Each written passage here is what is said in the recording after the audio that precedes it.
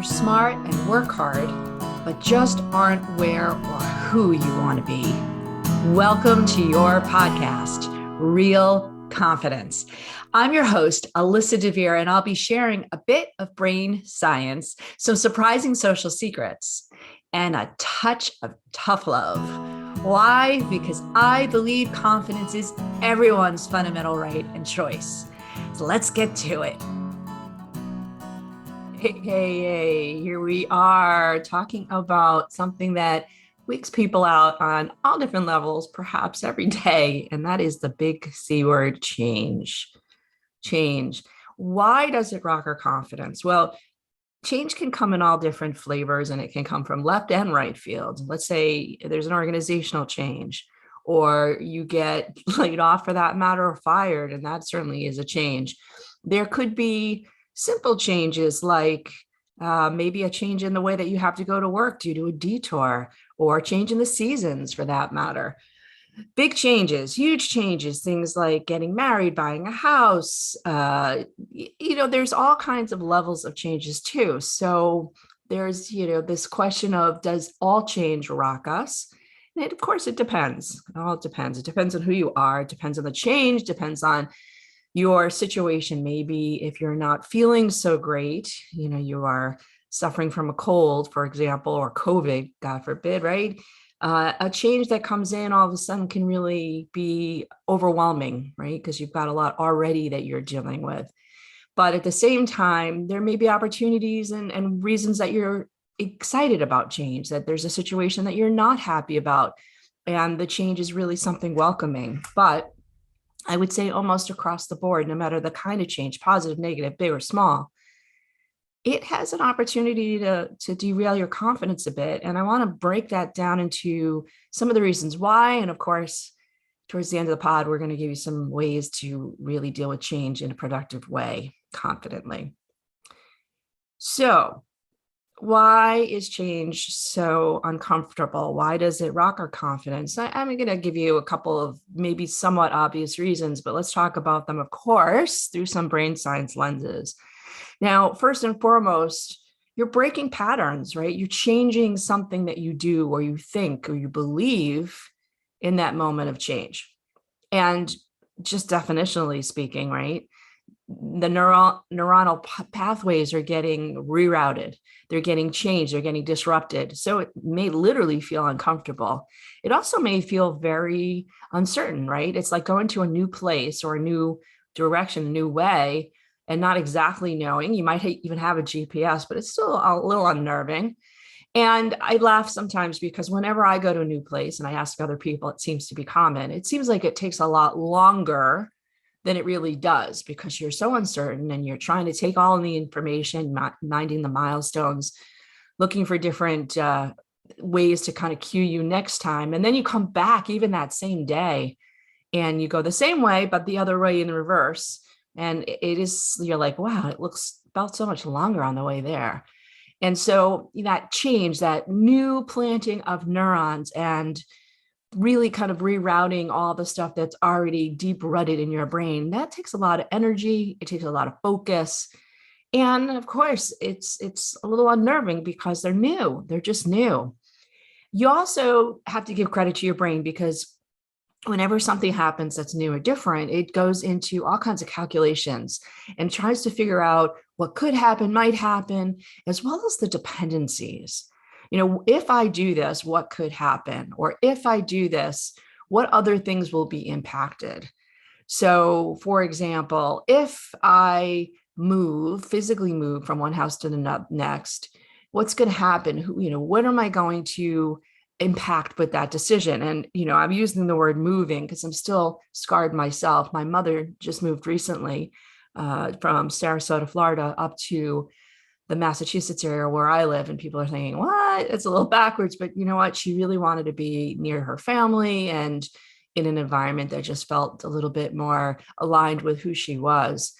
So needless to say, she moved up here, and trauma is an understatement because not only all her belongings had to be kind of gone through and whittled down because the space she's coming up here is much smaller. So all of that was hugely traumatic.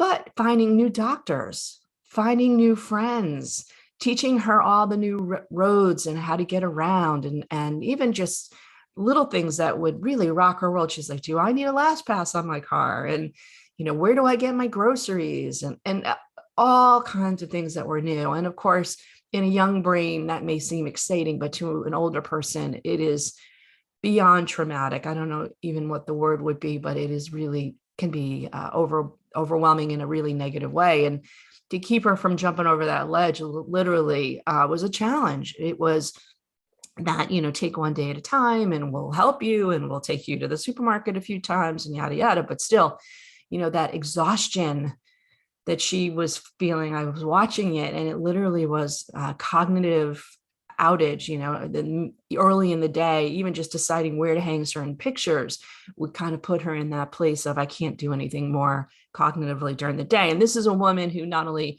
was the epitome of a Manhattanite, but still to this day does the New York Times puzzle every morning. So it's not a lack of intelligence or lack of ability. It's just literally the new pathways are just taking its toll. So the dependencies that your brain starts to correlate, don't underestimate the fact that even though you don't think you're thinking, your brain is doing a lot of that. And that may be why the change is so hard and exhausting.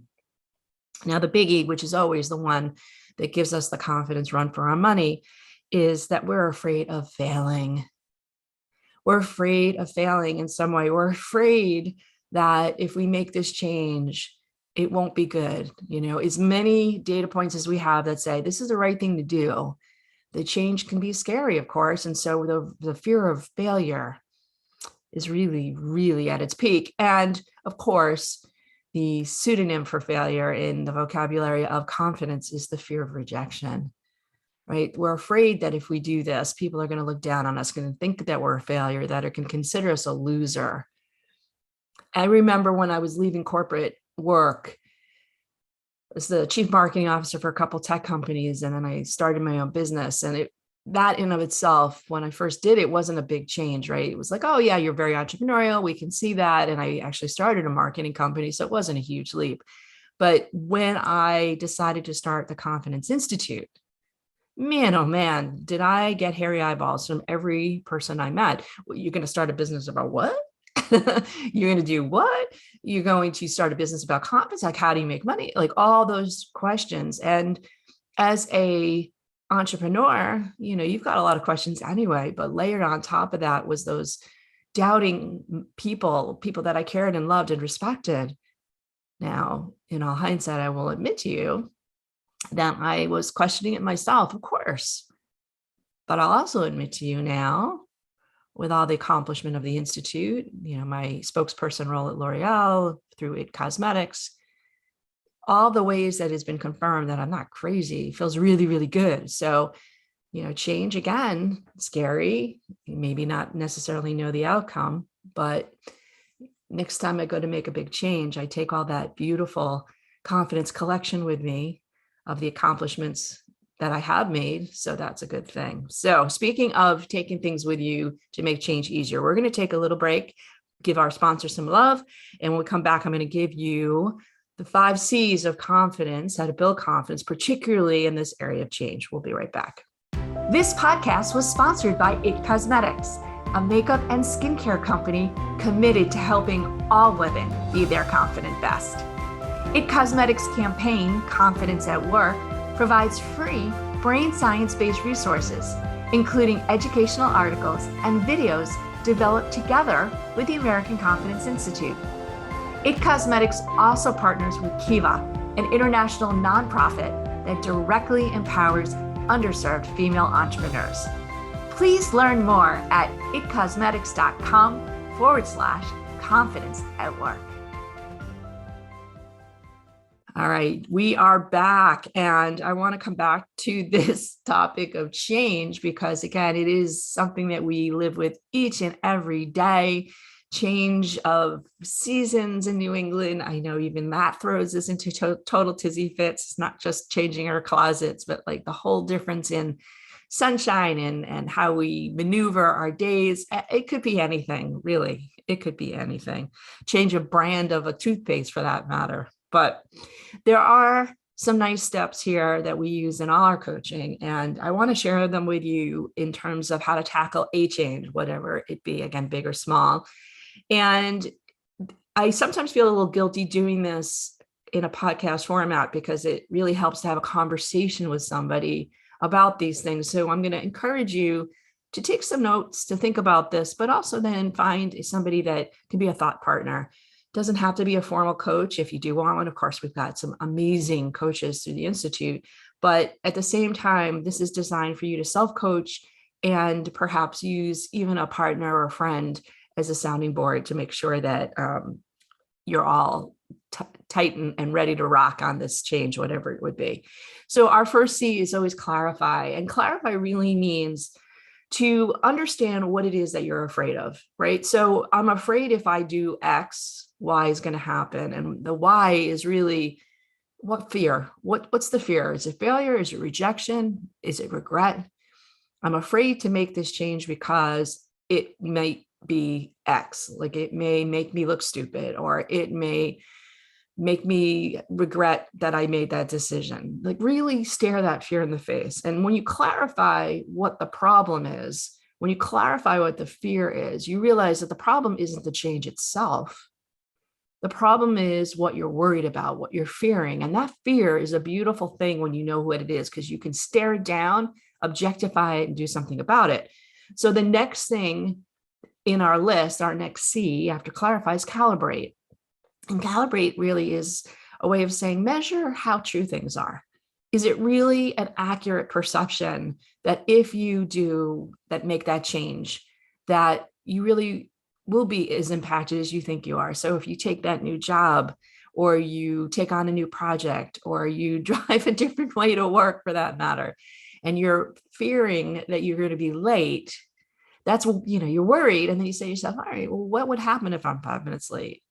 So calibrating it back to the reality really helps. And again, talking this through with somebody who's a little bit more objective, less emotional, can make a huge difference in the way that you see and recognize what's really wigging you out.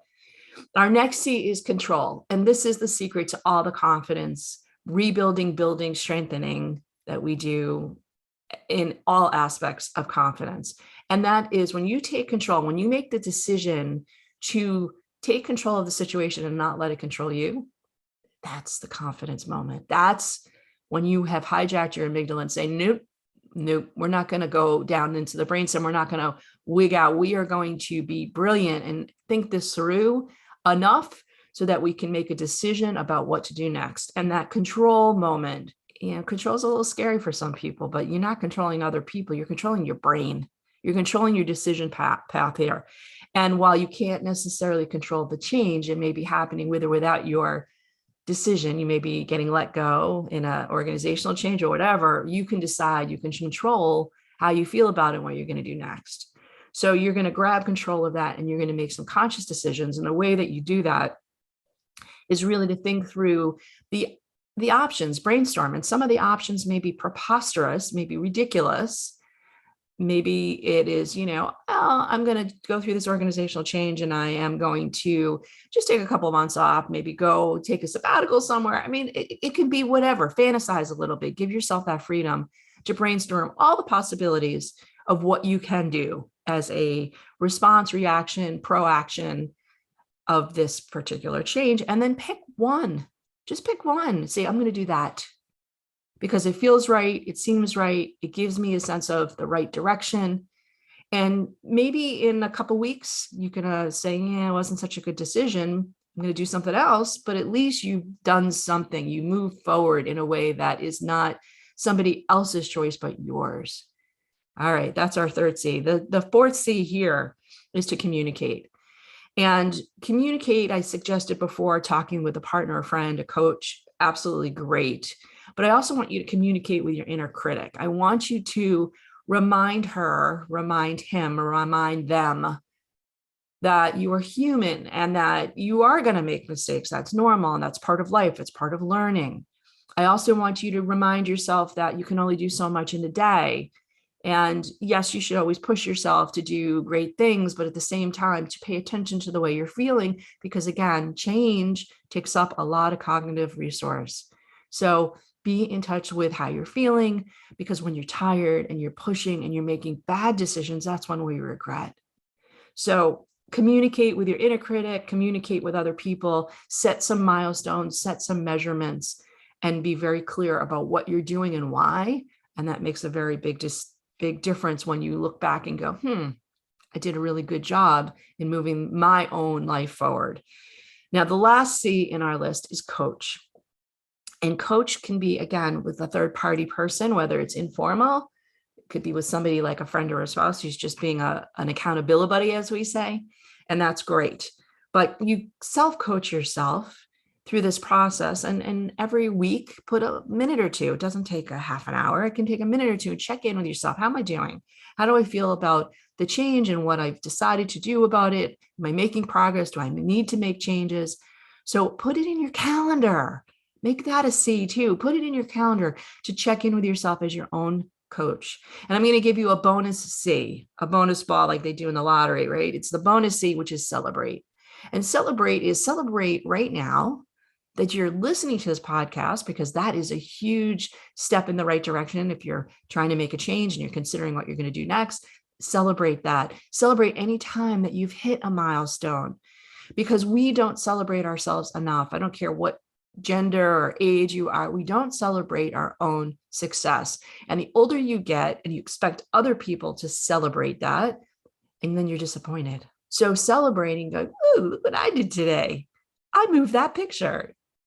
Ooh, I looked up some jobs. Ooh, I bought them my resume, whatever it might be. Oh, I raised my hand in the meeting that I normally wouldn't. I made a change. Remember that beautiful Disney movie, those little characters dancing up there? I love that. So, whatever it takes to recognize and celebrate your accomplishment, that not only feeds some beautiful dopamine to your neurons to it's like champagne in the brain. Oh, I might have to trademark that. I love that. Champagne in the brain is that little dopamine drip. Makes it feel good and happy, makes you want to do more, all the good stuff. But quite frankly, when you celebrate, when you recognize the step that you did, no matter how it pans out down the road, you don't have to necessarily do a physical happy dance, but do a mental tap dance in your brain. Yeah, you're giving yourself that little kudo confidence. We are awesome because you are. And you can handle the change. You can make things happen. And it may not always be a straight path, but you're moving forward. And that's what matters. So, my friends, on that note, thanks for joining me. Talk to you next time. So before we completely wrap up, I want to let you know that full transcripts and show notes for this and other episodes can be found on the website, www.americanconfidenceinstitute.com/podcast. I also want to remind you once again that the best way to get confidence for yourself is to give it to others. And you can do it so easily just by liking and sharing this episode on your favorite social media channels. You can even give me some confidence fuel by sending in any comments about the topics I've covered or ones you'd like me to consider for the future. So for now, this is Alyssa DeVere. Thank you for helping to bring more confidence to the world. This podcast was produced by Mindful Media. All rights reserved by Alyssa DeVere and the American Confidence Institute. Music written and performed by Jeff Weinstein.